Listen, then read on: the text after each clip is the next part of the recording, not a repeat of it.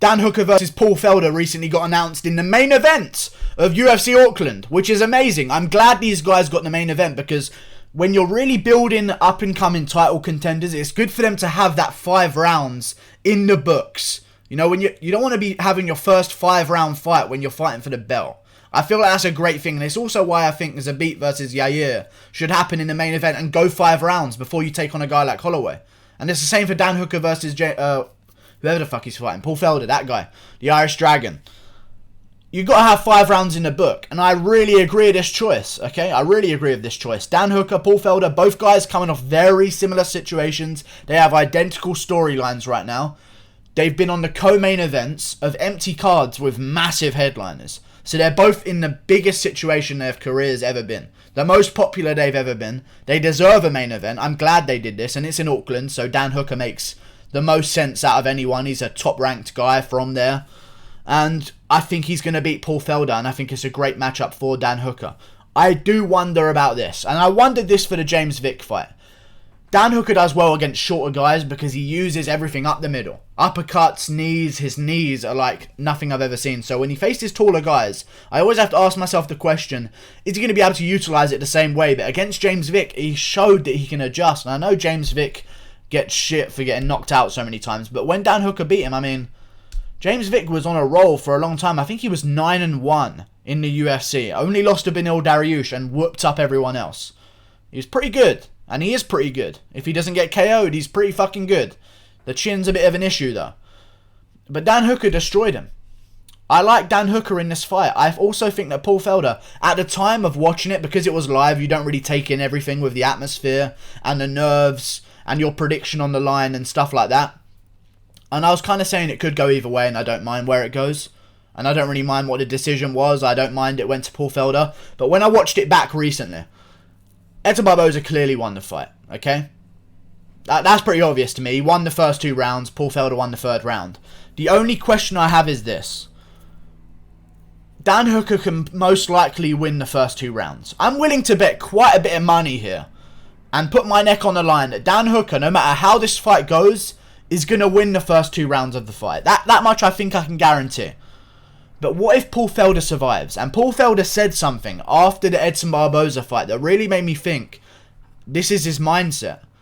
He said, I'll do the trilogy with Barboza, give me 5 rounds to do it and put me in a main event. And I think that was proof that Paul Felder knows that if he is given that 4th and 5th round, you saw it in the Barboza fight. I mean, Barboza's known to fade, but Paul Felder stayed on him and broke him in that 3rd round. And it was really just a dominant round for Paul Felder. Not a 10-8, but he controlled the round and outlanded against Barboza massively. So I'm wondering if he can do that to Dan Hooker. We've seen Hooker go 3 rounds against Al Iaquinta, but Al Iaquinta is very patient. He doesn't have the same pressure and size that Paul Felder has. But I think Dan Hooker gets it done. I think he's very good. I think he has an amazing chin. He trains at a phenomenal gym. I think a gym that doesn't get enough respect right now is City Kickboxing in Auckland. You're talking about one gym from a very remote part of the world with not the biggest of populations. They've got Dan Hooker, who's in the top 10. I think he's number 7. Israel Adesanya, who's the champ. You know what I'm saying? Shane Young. They've got Kai Kara France. That new guy they just brought in, Brad Riddell. They've got a bunch of guys coming through at that gym. Sorry if I missed anyone, but Jesus. Volkanovski as well, fighting for the title in December. That gym doesn't get enough respect. And I think Dan Hooker, when you're training at a gym like that, where you've got Alexander Volkanovski in camp right now training, and you're there to work with him, and Israel Adesanya looking for a fight as well, in the gym, helping you out. I don't think when you're in that environment, iron sharpens iron. I think Dan Hooker's really going to shine in the division. I picked him to beat Barboza. I've seen Dan Hooker for a while, and I thought he was going to be something special. I picked him to beat Al Iaquinta as well, but Jesus Christ, Dan Hooker's a monster. I think he's going to win this one. 3 rounds to 2.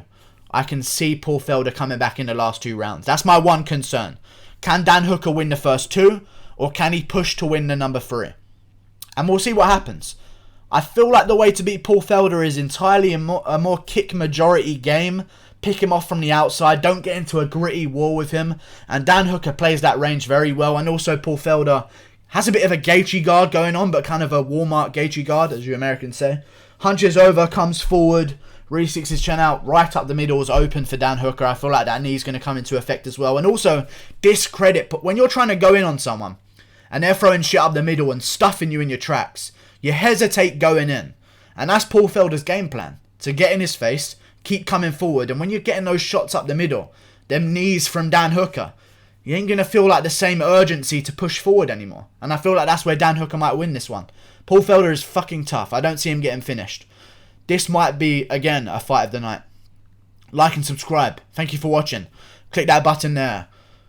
Goodbye. We have a great... I love 2020 so far. In terms of UFC, I shit on them for their schedule and stuff like this. And also, apparently Song Yudong's fighting Cody Stamann. Even though on the UFC schedule it says Douglas De Freitas Jr., whoever the fuck that is.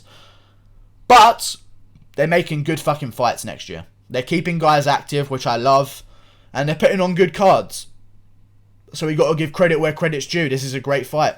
Dan Hooker versus Paul Felder. I'm picking Dan Hooker. Click that button up there. Goodbye. Goodbye. Goodbye.